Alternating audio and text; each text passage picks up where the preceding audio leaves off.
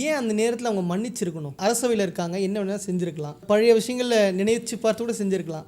ஆனால் ஏன் மன்னிக்கப்பட்டு அல்லாஹ்வுடைய அந்த அத்தாட்சிக்கு? நபிமார்களுடைய உள்ளமாயிற்று இல்லையா? சுத்தமான தூய்மையான உள்ளம் அது.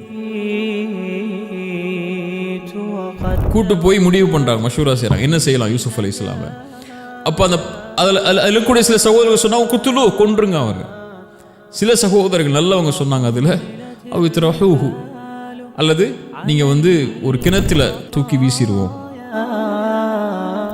அறிவினர்களில் ஒருவனாயிருப்பேன், அவங்க பக்கம் சார்ந்திருப்பேன். நீ என்னை பாதுகாத்துட்டே அல்லாஹ், இந்த பாதுகாப்புக்கு பிறகு எனக்கு இந்த அழைப்புக்கெல்லாம் மேல எனக்கு சிறைச்சாலை மேலானது அல்லாஹ்ட்ட கேட்குறாங்க. அப்போ அல்லாஹ்வுடைய அங்கீகரிப்பு ஏன் அங்கே இருக்கு? ஃபஸ்தஜாப லஹு, அல்லாஹ் அதை அங்கீகரித்து கொண்டான்.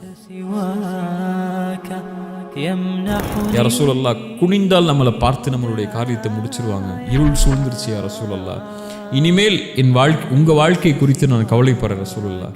ரசூலுல்லாஹ் சொன்னாங்க, மா அதன்னுக பிஸ்னைனி அபா பக்கர், நாம் 2 பேர் இருக்கிறோம்னா நினச்சி கொண்டு இருக்காய், அல்லாஹு தாலிதுஹுமா, மூன்றாமவராக அல்லாஹ் இருக்கிறாரே இல்லையா?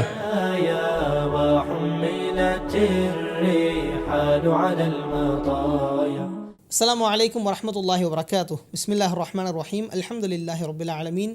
வஸ்ஸலாத்து வஸ்ஸலாமு அலா சய்யிதினா முஹம்மதின் வ அலா ஆலிஹி வ ஸஹ்பிஹி அஜ்மஈன். அம்மா பஅத். கண்ணியத்திற்குரிய அல்லாஹ்வின் அடியார்களே, கடந்த எபிசோடில் யங்ஸ்டர்ஸ் ஃபேஸ் பண்ணக்கூடிய ப்ராப்ளம்ஸை பற்றியும் குர்ஆன் சுன்னா எந்த அளவுக்கு நமக்கு சொல்யூஷனாக இருக்குது அப்படின்றத பற்றியும் பார்த்தோம். அந்த வரிசையில் இந்த பாட்காஸ்ட்டில் சூரத்துல் யூசுஃபை பற்றியான ஒரு டீட்டெயிலான கான்வர்சேஷன் நம்ம பார்க்க போகிறோம். அதற்கு ஷேக் அப்துல் பாசித் புகாரி அவர்களோடு இந்த பாட்காஸ்ட்டில் இணைவோம். அஸ்ஸலாமு அலைக்கும் வரஹ்மத்துல்லாஹி வபரகாத்துஹு. வலைக்கும் அஸ்ஸலாம் வரஹ்மத்துல்லாஹி வபரகாத்துஹு. கைஃபுல் ஹால் யா ஹபீப்? அல்ஹம்துலில்லாஹ், நல்லா இருக்கேன். எப்படி இருக்கீங்க? நல்லா இருக்கேன் ஹபீப். ஹபீப், இப்போ லாஸ்ட் கான்வர்சேஷனுடைய கண்டினியூவேஷனாக நம்ம இதை பார்க்குறோம். நிறைய விஷயங்கள் நம்ம பார்த்தோம். குர்ஆனும் சுன்னாவும் எந்த அளவுக்கு நமக்கு ஒரு ஊன்றுதலாக இருக்குது அப்படின்றத பார்த்தோம். குர்ஆனில் சூரத்துல் யூசுஃப் அப்படின்றது முக்கியத்துவப்படுத்தப்படுது. ஏன்னா பல நபிமார்களுடைய இடத்துல நபி வரலாறு சொன்னாலும் சூரத்துல் யூசுஃப் மட்டும் நபி ஸல்லல்லாஹு அலைஹி வஸல்லம் அவர்களுக்கு ஏன், எப்போது, குறிப்பாக எதற்காக இறக்கப்பட்டுச்சு? பிஸ்மில்லாஹிர் ரஹ்மானிர் ரஹீம். சூரா யூசுஃபை பொறுத்த வரைக்கும் அல்லாஹ் குர்ஆனில் நபிமார்களுடைய வரலாற்றிலிருந்து வித்தியாசப்படுத்தி முழுமையான ஒரு நபியுடைய வரலாற்றை அல்லாஹ் ஒரே சூறாவில் அல்லாஹ் இறக்குன ஒரு சூறாவில் சூரா யூசுஃப் முக்கியமானது. ரசூலுல்லாஹி ஸல்லல்லாஹு அலைஹி வஸல்லமுக்கு சூரா யூசுஃப் எதற்காக முழுமையாக இறக்கப்பட்டுச்சுன்னா, அல்லாஹ்வுடைய தூதர் ஸல்லல்லாஹு அலைஹி வஸல்லமுடைய வாழ்க்கையும் நபி யூசுஃபுடைய வாழ்க்கையும் ஒத்து பார்த்தீங்கன்னா ஒரே மாதிரி இருக்கும். அவங்க அனுபவித்த சோதனைகளும் இவங்க ரசூலுல்லாஹி ஸல்லல்லாஹு அலைஹி வஸல்லம் அனுபவித்த சோதனைகளும் ஓரளவு ஒத்து போகும். ரசூலுல்லாஹி ஸல்லல்லாஹு அலைஹி வஸல்லமுடைய வாழ்க்கையில் இந்த ஒரு சூறாவின் மூலியமாக அல்லாஹ் நிறைய இடங்களில் வழிகாட்டணும்னு நாடுறான். ஓகே, இது நான் இப்போ சொல்லக்கூடிய ரசூலுல்லாஹி ஸல்லல்லாஹு அலைஹி வஸல்லமுடைய ஆரம்ப காலத்தில் இருந்து ரசூலுல்லாஹ்வுடைய மரணம் வரைக்கும் அல்லாஹ்வுடைய தூதர் இந்த வரலாற்றிலேருந்து எப்படி பாடம் எடுத்தாங்கிறது நம்ம போக போக பேசும்போது நமக்கு புரிய வரும். ரசூலுல்லாஹி ஸல்லல்லாஹு அலைஹி வஸல்லமுடைய வாழ்க்கையில் மிக முக்கியமான காலகட்டம் மக்காவுடைய ஆரம்ப காலம். ரசூலுல்லாஹி ஸல்லல்லாஹு அலைஹி வஸல்லம் அவங்கள நபித்துவத்துக்கு முன்னாடி மக்காவாசிகள் அல் அமீன் அஸ்ஸாதிக்னு சொன்னாங்க, உண்மையாளர், நேர்மையாளர்னு சொன்னாங்க. அவங்கள அரவணைச்சு கொண்டாங்க. தங்களுக்கு வரக்கூடிய பிரச்சனைகளில் கூட தீர்ப்பு சொல்கிறதுக்கு நபித்துவத்துக்கு முன்னாடி இருந்த முஹம்மது ஸல்லல்லாஹு அலைஹி வஸல்லம் காபாவுடைய கல்லை எடுத்து வைக்கிறதுக்கு குறைஷிகள் அல்லாஹ்வுடைய தூதரை தான் தேர்ந்தெடுத்தாங்க. வரக்கா இப்னு நௌஃபல்கிட்ட போய் அல்லாஹ்வுடைய தூதர் நபித்துவத்தை எடுத்து வைக்கும்போது, நபித்துவத்தை பற்றி அவங்க செவிமடுக்கும்போது வரக்கா இப்னு நௌஃபல் சொன்ன ஒரு வார்த்தையை ரசூலுல்லாஹி ஸல்லல்லாஹு அலைஹி வஸல்லம் நம்பலை. வரக்கா இப்னு நௌஃபல் சொன்னாங்க, எந்த சமூகம் உங்களை அரவணைக்குதோ அதே சமூகம் உங்களை விரட்டும்னாங்க. அது ரசூலுல்லாஹி ஸல்லல்லாஹு அலைஹி வஸல்லம் ஏற்றுக்கொள்ள முடியல. எப்படி என் மக்கள், என் மக்காவாசிகள், என் குறைஷிகள், என் குடும்பத்தார்கள் எப்படி என்னை விரட்டுவாங்கன்னு நினச்சாங்க. அல்லாஹ்வுடைய தூதர் நபித்துவத்தை எடுத்து வைக்க ஆரம்பித்த உடனேயே அபூலஹப் என்ன சொன்னா, நபியே நீ நாசமாவீராக, முஹம்மதே நாசமாவீராக, அல்லாஹ் வசனம் இறக்கணும், தப்பத் யதா அபி லஹபி வதப். அபூலஹபுடைய அந்த வார்த்தைக்கு அப்புறம் ரசூலுல்லாஹி ஸல்லல்லாஹு அலைஹி வஸல்லம் அவங்க அதை ஏற்றுக்கொள்ள முடியல. அவங்களால தன் குடும்பத்தார் தன்னை சபிக்கிறாங்க. ரசூலுல்லாஹி ஸல்லல்லாஹு அலைஹி வஸல்லமுடைய வாழ்க்கையில் 2 ஆண்டுகள் ஏற்படுது மக்காவுடைய காலத்தில். 2 ஆண்டுகள் ரசூலுல்லாவையும் அவங்களோட இஸ்லாமை ஏற்றுக்கொண்ட எல்லாரையும் ஒதுக்கி வச்சுறாங்க மக்காவாசிகள். நீங்கள் ஒதுங்கி போயிருங்கன்னு சொல்லி, உங்களுக்கும் இடையில் வியாபார தொடர்போ, வணிக தொடர்போ, உணவு தொடர்போ, திருமண தொடர்போ எதுவுமே கிடையாது. சஹாபாக்கள் சொல்கிறாங்க, அந்த 2 ஆண்டுகளை பற்றி, அபூ தாலிபுடைய பள்ளத்தாக்கில் இருந்த 2 ஆண்டுகளை பற்றி, எங்களுடைய குழந்தைகளுக்கு பால் கொடுக்கறதுக்கு எங்களுடைய பெண்களுடைய மார்பில் பால் சுரக்காது. குழந்தைகள் அழகக்கூடிய சப்தத்தோடு தான் நாங்கள் இரவுடைய தூக்கத்தை எடுத்துக்கொள்வோம். ஆட்டின் புழுக்கைகளை சாப்பிட்டு, நாங்கள் இலைத்தலைகளை சாப்பிட்டு எங்களுடைய வயிற்றை ஆட்டி கொண்டோம். அவ்வளவு கொடுமையான நிகழ்வுகளை 2 ஆண்டுகள் ரசூலுல்லாஹி ஸல்லல்லாஹு அலைஹி வஸல்லம் சந்திச்சாங்க. அது மட்டுமல்ல, அல்லாஹ்வுடைய தூதரை நபித்துவத்துக்கு முன்னாடியும் நபித்துவத்திற்கு பிறகும் செல்வத்தாலையும் உடலாலையும் தன்னுடைய வாழ்க்கையாலையும் அரவணைச்சு கொண்டவங்க யார்? ஹதீஜா ரலியல்லாஹு அன்ஹா, அல்லாஹ்வுடைய தூதர் ஸல்லல்லாஹு அலைஹி வஸல்லம் உடைய மனைவி இல்லையா? நபித்துவத்துக்கு முன்னாடியும் அவங்க தான் அல்லாஹ்வுடைய தூதருக்கு உறுதுணையாக இருந்தாங்க. செல்வத்தாலையும் உடலாலையும் சரி, தன்னுடைய வாழ்வு முழுவதாலையும் சரி. அதனால தான் ரசூலுல்லாஹி ஸல்லல்லாஹு அலைஹி வஸல்லம் எல்லா மனைவிமார்களும் ஹதீஜாவை பற்றி நினைவு கூறும்போது கொஞ்சம் இடைஞ்சல் கொடுக்கும்போது ரசூலுல்லாஹ் சொன்னாங்க, ஹதீஜாவோட யாரும் ஒத்து போக முடியாது உங்களில். அவங்களால அல்லாஹ் அவங்கள மூலியமாக தான் அல்லாஹ் செல்வத்தாலையும் உயிராலையும் என்னை அரவணைத்து கொண்ட அந்த பெண் மூலியமாக தான் அல்லாஹ் எனக்கு குழந்தைகளையும் ஏற்படுத்தினான்னு அவங்களுடைய பெருமையை பேசினாங்க. கடைசி காலத்தில் கூட அந்த ஹதீஜா ரலியல்லாஹு அன்ஹா அல்லாஹ்வுடைய தூதர் இஸ்லாமை எடுத்து வைக்கும்போது செல்வத்தால் ஒதுக்கி வைக்கப்படும் முழு செல்வத்தையும் அல்லாஹ்வுடைய தூதருக்கு கொடுத்தாங்க. தன்னுடைய முழு ஒத்துழைப்பையும் அல்லாஹ்வுடைய தூதர் ஸல்லல்லாஹு அலைஹி வஸல்லம் கொடுத்தாங்க. அவங்க தான் வரக்கா இப்னு நௌஃபல்ட்ட அழைச்சிட்டு போய் நபித்துவத்துடைய செய்திகளை சொல்லி, நபியே உங்களை அல்லாஹ் கைவிட மாட்டா அப்படின்னு சொல்லி ஆறுதல் சொன்னாங்க அல்லாஹ்வுடைய தூதருக்கு. தனக்கு உறுதுணையாக பக்கமலமாக இருந்த ஒரு உறவை அல்லாஹ் எடுக்கிறான். ஹதீஜா ரலியல்லாஹு அன்ஹா மரணமாயிடுறாங்க. அவங்களுக்கு ஹதீஜாவுக்கு அப்புறம் அல்லது அதுக்கு மேலேயே ஆறுதலாக இருந்தவங்க அபூ தாலிப், அவங்களுடைய தந்தையின் உறவினர், தந்தையுடைய சகோதரர். அவங்களுடைய சாட்சா அவங்க இருக்கிற வரைக்கும் மக்காவாசிகள் ரசூலுல்லாஹ்வுக்கு பக்கமே வர முடியாது, நெருங்க கூட முடியாது. அபூ தாலிப் இருக்கிற வரைக்கும் ரசூலுல்லாஹ்வை யாரும் எதுவும் சொல்ல முடியாது. அவங்கள்ட்ட வந்து தான் சொல்லுவாங்க, ரசூலுல்லாஹ்வை கொஞ்சம் அமைதியாக இருக்க சொல்லுங்கள் அப்படின்னு சொல்லி. அபூ தாலிப் தான் ரசூலுல்லாஹ்ட்ட சொல்லுவாங்க, கொஞ்சம் விட்டுருப்பான்னு சொல்லி. என் சூரியனை வலது கரத்தில் கொடுத்தாலும் சந்திரனை இடது கரத்தில் கொடுத்தாலும் சரி, ஒருபோதும் இந்த லா இலாஹ இல்லல்லாஹ் நான் விலக மாட்டேன்னு சொல்லி அபூ தாலிப்கிட்ட தான் சொன்னாங்க. அல்லாஹ் அந்த ஒரு துணையும் அகற்றிடுறான். அபூ தாலிபும் மரணமாயிடுறாங்க. அதுக்கப்புறம் யார் நமக்கு உறுதுணையாக இருப்பா? சரி, நம்முடைய குடும்பத் தலைவர்கள் தாயிஃபில் வசிக்கிறாங்க, தாயிஃபுக்கு போவோம், தாயிஃபில் போய் நம்ம போய் எடுத்து வைப்போம் செய்தின்னு சொல்லி தாயிஃபுக்கு பயணம் மேற்கொள்கிறாங்க. அங்கேயும் உறவினர்கள் வாயால் சொல்கிறாங்க, வேறு ஆள் கிடைக்கல அல்லாஹ்வுக்கு உங்களை தவிர நபியா தேர்ந்தெடுக்கிறதுக்குன்னு சொல்லி உடஞ்சி போயிடறாங்க ரசூலுல்லாஹ். சிறுவர்களை கொண்டும் வாலிபர்களை கொண்டும் கல்லால் எறிஞ்சு விரட்ட சொல்கிறாங்க அல்லாஹ்வுடைய தூதரை. அல்லாஹ்வுடைய தூதர் ஸல்லல்லாஹு அலைஹி வஸல்லம் முகமெல்லாம் ரத்தமாகிறது, காலெல்லாம் ரத்தமாகிறது. ரசூலுல்லாஹி ஸல்லல்லாஹு அலைஹி வஸல்லம் கவலையோட மக்காவை நோக்கி திரும்பி வர்றாங்க. இப்படி ரசூலுல்லாஹி ஸல்லல்லாஹு அலைஹி வஸல்லம் வாழ்க்கையில் ஹதீஜாவுடைய மரணம் ரலியல்லாஹு அன்ஹு, அபூ தாலிபுடைய மரணம், தாயிஃபுடைய விரட்டல், 2 ஆண்டுகளுடைய அந்த சிறைவாசம், ரசூலுல்லாஹ்வுடைய எல்லாம் பறிக்கப்பட்டுடுச்சு. கண்ணியமாக வாழ்ந்தாங்க அல்லாஹ்வுடைய தூதர், கண்ணியத்தை எடுத்துட்டாங்க மக்காவாசிகள். உரிமையோடு வாழ்ந்தாங்க மக்கால குடும்பத்தார்கள், உரிமை பறிக்கப்பட்டுடுச்சு. உறவுகளுடைய இழப்புகள் எல்லாம் நடக்குது. ரசூலுல்லாஹ்வுக்கு ஒரு பெரிய இருள் சூழுது. இப்போ இந்த இருளிலிருந்து அல்லாஹ்வுடைய தூதருக்கு வழிகாட்டணும். இதே இருள் தான் யூசுஃபையும் சூழ்ந்துச்சு. அவங்க தான் அழகு, உலகத்தில் படைக்கப்பட்ட அழகுலேயே பாதி அழகோடு படைக்கப்பட்ட நபின்னு சொல்லி மேராஜில் யூசுஃபை பார்த்தோன்னு ரசூலுல்லாஹி ஸல்லல்லாஹு அலைஹி வஸல்லம் சொன்னாங்களே இல்லையா? யாக்கூப் அலைஹிஸ்ஸலாமுடைய பிள்ளைகள்லேயே யாக்கூப் அலைஹிஸ்ஸலாமுக்கு விருப்பமான பிள்ளை யார்? யூசுஃப் அலைஹிஸ்ஸலாம். ரசூலுல்லாஹி ஸல்லல்லாஹு அலைஹி வஸல்லம் நபி யூசுஃபை பற்றி சொல்லும்போது நபியின் மகன் நபி கரீம் இப்னு கரீம், கண்ணியமிக்கவரின் மகன், கண்ணியமிக்கவர் யார்? இப்ராஹிம் அலைஹிஸ்ஸலாமுடைய மகன் இஸ்ஹாக்குடைய மகன் யாக்கூபுடைய மகன் யூசுஃப்.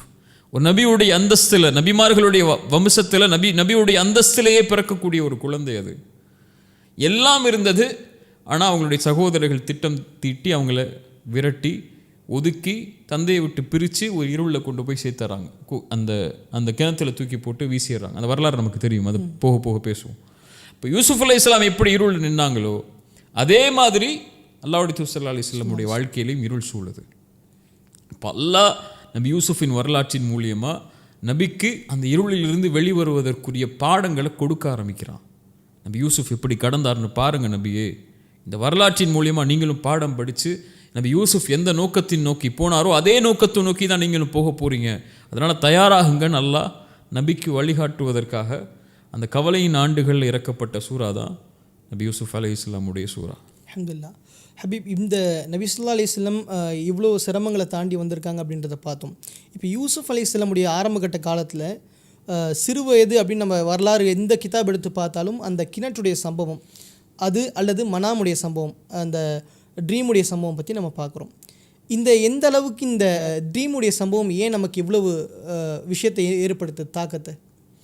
யூசுஃப் அலைஹிஸ்ஸலாம் ஒரு கனவு காண்றாங்க சிறு வயதில் இருக்கும்போது. அல்லாஹ் அதை தான் சொல்கிறான். யார்கிட்ட சொல்கிறாங்க? அவங்களுக்கு விருப்பமாக இருக்கக்கூடிய தந்தைகிட்ட சொல்கிறாங்க. வாப்பாட்ட போய் சொல்கிறாங்க, யா அபதி இன்னி ரஅய்து அஹத அஷர கௌகபன் வஷம்ஸ வல் கமர ரஅய்துஹும் லி சாஜிதீன். அவ்வளோதான் சொல்கிறான். என் தந்தையே, ஒரு கனவு பார்த்தேன். அந்த கனவுல சூரியனும் சந்திரனும் 11 நட்சத்திரங்களும் எனக்கு முன்னால் பணிகிறது, சஜிதா செய்கிறது, பணிந்து நிற்குது. இந்த கனவை நான் பார்க்குறேன் அப்படின்னு சொல்லி நபி யூசுப் அலைஹிஸ்ஸலாம் தன்னுடைய தந்தை யாக்கூப்கிட்ட போய் சொல்கிறாங்க. ஏன் அல்லாஹ் இந்த கனவை நபி யூசுஃபுக்கு ஏற்படுத்துகிறான் அப்படின்னா, இந்த கனவு தான் அவங்களுடைய வஹியுடைய துவக்கம். நபிமார்களுக்கு கனவின் மூலமாக அல்லாஹ் வஹியுடைய செய்திகளை கொண்டு வருவான். நபிமார்களுடைய கனவுகள் வஹி, நடக்க போகிற விஷயத்தை தான் நபிமார்களுக்கு அல்லாஹ் கனவாக கொண்டு வருவான்.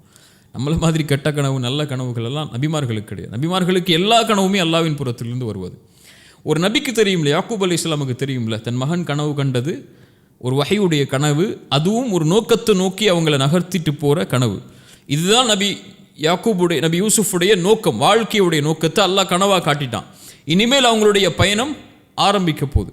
அதனால தான் கனவு கண்ட உடனேயே நபி யாக்கூப் அலைஹிஸ்ஸலாம் சொன்னாங்க, இந்த கனவை உன்னுடைய சகோதரர்கள்ட்ட நீங்கள் சொல்லாதீங்க, இப்படித்தான் அல்லாஹ் உன்னை சோதிக்க போகிறான், அல்லாஹ் உன்னுடைய அருளை முழுமையாக்குவான், நீ உன்னுடைய பாதையை தொடருன்னு சொல்லி தன்னுடைய மகனுக்கு இந்த கனவின் மூலமாக வழிகாட்டுறாங்க. அந்த கனவை அவங்க சொல்லாமல் சகோதரர்கள்ட்ட மறைச்சிட்றாங்க நபி யாக்கூபுடைய பேச்சை கேட்டு. ஏன்னா அந்த 11 சகோதரர்களும் நபி யூசுப் அலைஹிஸ்ஸலாம் மேலே கொஞ்சம் பொறாமை கொண்டு இருக்காங்க. அல்லாஹ் அப்படி தான் குர்ஆனில் சொல்கிறான். தந்தைக்கு நெருக்கமாக நபி யூசுப் அலைஹிஸ்ஸலாம் இருக்கிறாங்க. தந்தையை விட்டு எப்படியாவது இவங்களை பிரிக்கணுங்கிறது அவங்களுடைய நோக்கமாக இருக்குது. அவங்க கனவை சொல்லாமலேயே தந்தையை விட்டு பிரித்து, அதில் சில சகோதரர்கள் சொன்னாங்கன்னு சொல்லி குர்ஆன் சொல்லுது, குத்துலு, கொன்றுங்க அவர்கள்னு சொன்னாங்க. ஒருவேளை கனவை சொல்லியிருந்தா, கனவை சொல்லாமலேயே நபி யூசுப் அலைஹிஸ்ஸலாமை சகோதரர்கள் கொலை செஞ்சிருங்கன்னு சொன்னாங்க அப்படின்னா, கனவை சொல்லியிருந்தா என்ன இருக்கும்? இன்னும் கோவம் அதிகரிச்சு, இன்னும் அவங்கள வெறுத்து எப்படியாவது அந்த சிதைக்கணும்னு ஆசைப்பட்டிருப்பாங்க. அதனால தந்தையிட்ட அனுமதி கேட்குறாங்க, யூசுஃபை பிரிச்சணுங்கிறதுக்காக பிரித்து கொண்டு போய் எங்கேயாவது விட்டுருவோம் நபி யூசுஃப்னு சொல்லி சகோதரர்கள் 11 பேர் முடிவு பண்ணி கூட்டிட்டு போகிறாங்க. அதில் 11 பேரில் ஒரு சின்னவர் 10 பேர் கூட்டு போய் முடிவு பண்ணுறாங்க, மஷூரா செய்கிறாங்க, என்ன செய்யலாம் யூசுப் அலைஹிஸ்ஸலாமை. அப்போ அதில் இருக்கக்கூடிய சில சகோதரர்கள் சொன்னாங்க, குத்துலு, கொன்றுங்க அவங்க. சில சகோதரர்கள் நல்லவங்க சொன்னாங்க, அதில் அவித்ரஹூஹு, அல்லது நீங்கள் ஒரு கிணத்துல கயாபத்தில் ஜுப், கிணத்துல தூக்கி வீசிடுவோம், அந்த கிணத்துல இருக்கட்டும், யாராவது வழியில் வர்றவங்க எடுத்துகிட்டு போகட்டும் நபி யூசுஃபை அப்படின்னு சொல்லி அறிவுரை சொல்கிறாங்க. அந்த மாதிரியே கிணத்துல வீசிடுறாங்க, வரக்கூடியவங்க எடுத்துகிட்டு போகிறாங்க. இந்த ஒரு நிகழ்வுக்குள்ளே அல்லாஹ் நபி யூசுப் அலைஹிஸ்ஸலாமை கொண்டு வர்றான்.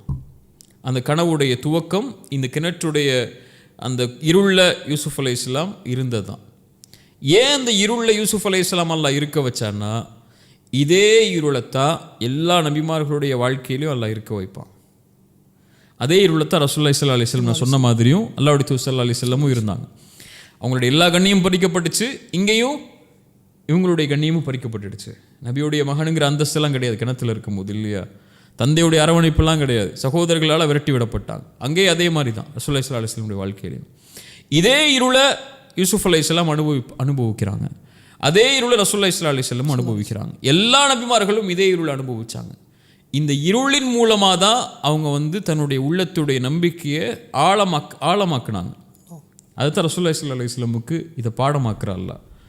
நபி யூசுப் அலைஹிஸ்ஸலாமுடைய அந்த நம்பிக்கை கிணத்தில் அந்த குழந்தை தவிச்ச தவிப்பெல்லாம் நம்ம வார்த்தைகளால் சொல்ல முடியாது. ஒரு குழந்தை தந்தையை விட்டு பிரிக்கப்பட்டு சகோதரர்களாலேயே கிணத்தில் தூக்கி வீசப்படும் போது அந்த குழந்தையோடைய மனசு எப்படி தவிச்சிருக்கும். அந்த கிணத்துல எத்தனை நாட்கள் இருந்தாங்கன்னு தெரியாது நமக்கு. அந்த இருளில் பசியாலையும் பட்டினியாலையும் இருக்கும்போது அவங்க உள்ளத்தில் இருந்த நம்பிக்கை ஒன்று தான், அல்லாஹ் இருக்கான், அல்லாஹ் இந்த கனவை காட்டியிருக்கான், இதை நோக்கி அல்லாஹ் நமக்கு வழிகாட்டுவான். அந்த குழந்தையோடைய மனசில் அது இருந்துச்சுன்னு சொல்லி குர்ஆன் சொல்லலை. ஆனால் அவங்களோட வரலாற்றை நீங்கள் பின்னாடி படித்து பார்த்தீங்கன்னா எல்லா நிகழ்வுகளையும் அவங்க அதை தான் பதிவு செஞ்சுக்கிட்டே இருக்கிறாங்க. அல்லாஹ் என்னை கைவிட மாட்டான், அல்லாஹ் அவருடைய காரியங்களை மிகைப்பான் அப்படிங்கிற காரியத்தை. அப்போ அந்த குழந்தையுடைய உள்ளத்தில் இருந்தது ஹஸ்புன் அல்லாஹ், அல்லாஹ் ஒருவன் போதுமானவன். இதே இருளத்தான் அல்லாஹ் ரப்புல் ஆலமீன் யூனுஸ் அலைஹிஸ்ஸலாமுடைய வாழ்க்கையிலையும் கொண்டு வந்தான். யூனுஸ் அலைஹிஸ்ஸலாம் அல்லாஹ் எப்படி சோதிச்சா? மீனுடைய வயிற்றுடைய இருளில் நபி யூனுஸ் அல்லாஹ் கொண்டு வந்தான், இல்லையா? அந்த இருள் சூழ்ந்துடுச்சு அவங்களுடைய பாவத்தின் காரணமாக தான். இருளுக்குள்ளே மாட்டிட்டாங்க. அல்லாஹ் இதே மாதிரி இருளை நபிமார்களுக்கு மட்டும் இல்லை நமக்கும் கொடுக்கலாம். எல்லாருடைய வாழ்க்கையிலையும் ஒரு நாள் இந்த இருள் வரும். நபி யூனுஸுடைய வாழ்க்கையிலே அந்த இருள் வருது. வெளியேறதுக்கு என்ன செய்யறது? யாரை துணை கொள்வது?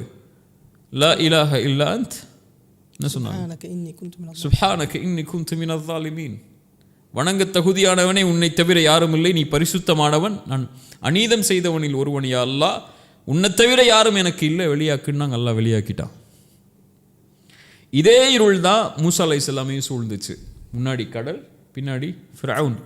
மூசாவுடைய சமூகம் சொன்னது, கைவிட்டு விட்டீங்க மூசா, எங்களை போய் நடு ரோட்டில் விட்டு கூட்டு வந்துட்டீங்க, அழிவுக்கா நம்ம வந்தோம் மூசா, இப்படி எங்களை விட்டுட்டீங்களே இருளன்னு சொன்னாங்க. மூசா அலைஹிஸ்ஸலாம் அந்த இருளை பார்க்கும்போது சொன்னாங்க, கல்லா இன்னம ரப்பி சயஹ்தீன், ஒருபோதும் அல்ல, அல்லாஹ் என்னோடு இருக்கிறான், அவன் எனக்கு வழிகாட்டுவான். அதே இருள் தான் இப்ராஹிம் அலைஹிஸ்ஸலாமையும் சூழ்ந்துச்சு நெருப்பில் வீசப்படும் போது. நெருப்பில் வீசுறதுக்கு முன்னாடி நம்ம இப்ராஹிமுக்கு தெரியுமா அந்த நெருப்பு குளிராக போகுதுன்னு?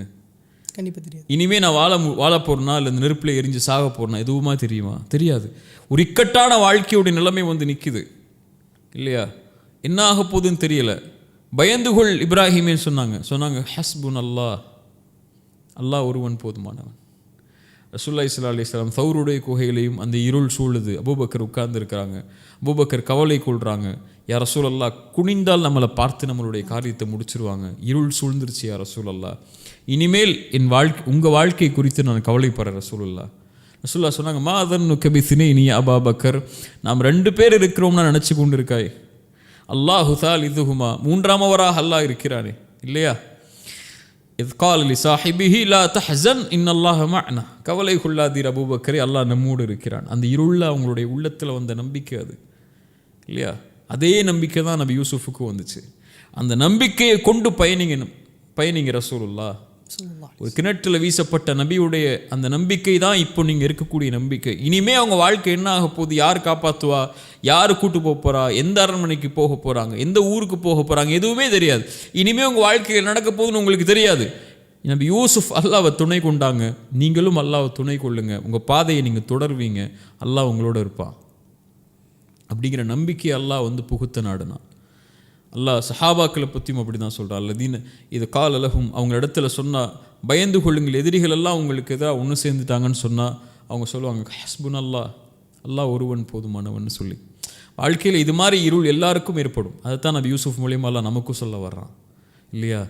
ஆனால் இங்கே என்ன பிரச்சனைன்னா, நம்ம நபிமார்களுக்கும் நமக்குள்ள வித்தியாசம் என்னென்னா, நம்ம கஷ்டம் வரும்போதும் சிரமம் வரும்போது மட்டும்தான் அல்லாஹ் என்னோட இருக்கிறான்னு நம்ம நினைக்கிறோம். ஆனால் அவங்க அப்படி இல்லை, எல்லா நிலையிலையும் அல்லாஹ் என்னோட இருக்கிறான்னு நினச்சாங்க. அதனால் அல்லாஹ் இருளையும் அவங்களோட இருந்தான். இருளையும் அவங்களுக்கு அந்த நம்பிக்கை இருந்து பதற மாட்டாங்க. அவங்க வாழ்க்கையில் என்ன கஷ்டம் வந்தாலும் சிரமம் வந்தாலும் நம்ம பதற மாதிரி பதற மாட்டாங்க. ஐயோ யார் இருக்க போகிறா, சரி அல்லாஹ்வாவது நம்மளோட இருப்பான், அவனை போய் கேட்போம்லாம் கேட்க மாட்டாங்க. அவங்க எல்லா நேரத்துலையும் அல்லாஹ்வோட தான் இருக்கிறாங்க. அதனால் அவங்களுக்கு தெரியும் இந்த கஷ்டத்திலையும் அல்லாஹ் என்னோட தான் இருப்பான். ரசூலுல்லாஹி ஸல்லல்லாஹு அலைஹி வஸல்லம் சொன்னாங்க, மகிழ்ச்சியான நேரத்தில் அல்லாஹ்வை உங்களோடு வைத்துக் கொள்ளுங்கள், அல்லாஹ் சிரமமான நேரத்தில் உங்களோடு இருப்பான் இல்லையா? அப்போ அல்லாஹ் ரப்புல் ஆலமீன நபி யூசுஃப் அலைஹிஸ்ஸலாம் அல்லாஹ் இருக்கிறான்னு நம்பிக்கையை வச்சுருந்தாங்க உள்ளத்தில்.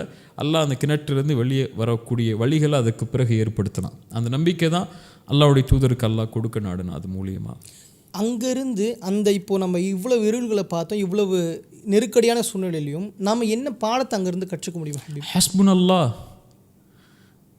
அல்லாஹ் ஒருவன் போதுமானவன் தான். ஏன்னா இன்றைக்கி ஒரு சின்ன சிச்சுவேஷன் ஏற்பட்டாலே அல்லாஹ் என்ன இப்படி சோதிச்சிடுறானே என்னென்னமோ வார்த்தைகள் சொல்ல போடுறோம். அப்போ அந்த இருளுக்கெல்லாம் அந்த ஒரு பதிலாக என்னவா இருக்கும்? ஹஸ்புன் அல்லாஹ், அல்லாஹ் ஒருவன் போதுமானவங்கிறது தான். நபிமார்கள் அல்லாஹ் சோதிக்கிறானே இல்லையா? ரசூலுல்லாஹி ஸல்லல்லாஹு அலைஹி வஸல்லம் சொன்னாங்க, இந்த உலகத்திலேயே அதிகமாக சோதிக்கப்பட்டவங்க நபிமார்கள் தான், நீங்களும் நாங்களும் இல்லை. நம்ம சோதனையெல்லாம் சோதனையே கிடையாது. நம்ம சாப்பாட்டுக்கும் உலகத்தில் தங்குற இடத்துக்கும் நம்மளுடைய பொருளாதாரத்துக்கும் தான் நம்மளை சோதிக்கிறான். வாழ்க்கையே அவங்களுக்கு சோதனை.